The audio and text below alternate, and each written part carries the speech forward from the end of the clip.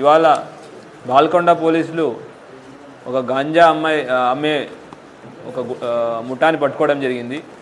దీంట్లో అక్యూజ్డ్లు A1 మొహమ్మద్ అమ్జద్ అలీ, ఒక junior accuse కూడా ఉన్నాడు. అది కాకుండా మొహమ్మద్ నయీం, ఇతను ఆర్మూర్ పెర్కిట్, అతను మనోజ్ కుమార్, ఇతను బాల్కొండ మండలం, జక్కుల గోవింద్, ఇతను వచ్చేసి ఇతను కూడా బాల్కొండ మండలం, అదనాన్ జిరాజ్ నగర్ ఆర్మూర్లో ఈ గాంజాని జప్తు చేయడం జరిగింది.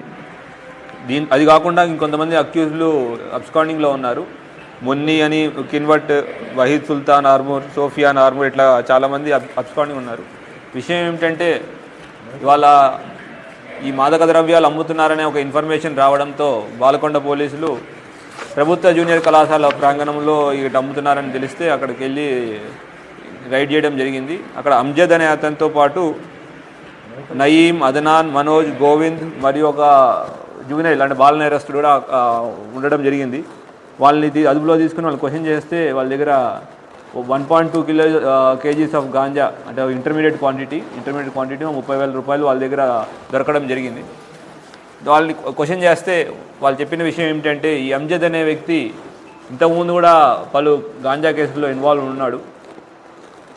ఇంతకుముందు కూడా అతను వేల్పూరు, ఆర్మూర్, నిజామాబాద్ జిల్లాలో గాంజా కేసులో ఇన్వాల్వ్ అయ్యి జైలుకి వెళ్ళిన సిచ్యువేషన్ కూడా ఉంది. అతను వచ్చి ఒక 6 నెలల క్రితం నుంచి తన తమ్ముడు వాహిద్ సుల్తాన్, మరి ఆర్మూర్ చెందిన మోసిన్, సోఫియాన్, ఈ జూనైల్, నయీం, తర్వాత బాల్కొండ నుంచి కొంతమంది మనోజ్, గోవిందులు, ఇట్లాగా ఒక్కొక్క ఏరియాలో కొంతమంది ఏజెంట్లు ఏర్పాటు చేసుకున్నాడు.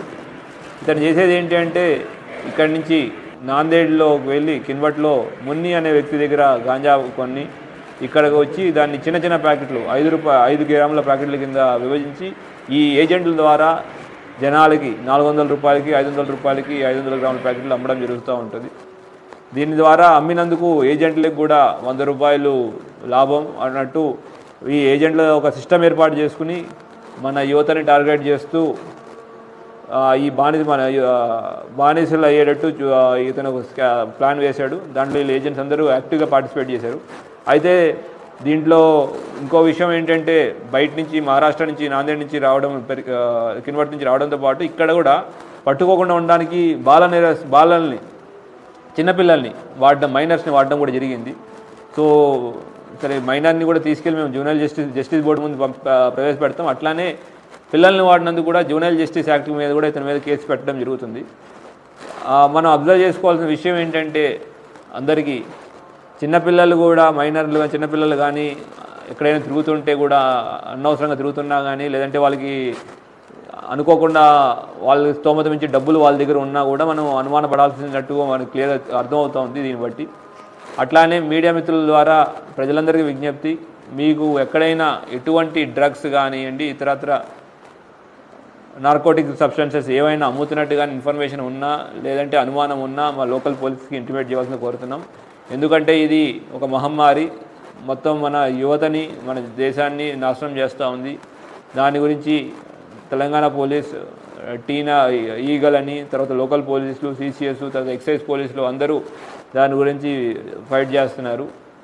ఇటువంటి వారిని పట్టించి ఇవ్వడం వల్ల మీరు గొప్ప సహాయం చేసిన వాళ్ళు అవుతారు. అట్లానే ఇటువంటి యాంటీ సోషల్ ఎలిమెంట్స్ని, క్రిమినల్ యాక్టివిటీని తగ్గించడంలో మీరు హెల్ప్ చేసి సేఫర్ నిజామాబాద్, సేఫర్ తెలంగాణ గురించి మనం హెల్ప్ చేసిన వాళ్ళు అవుతారు.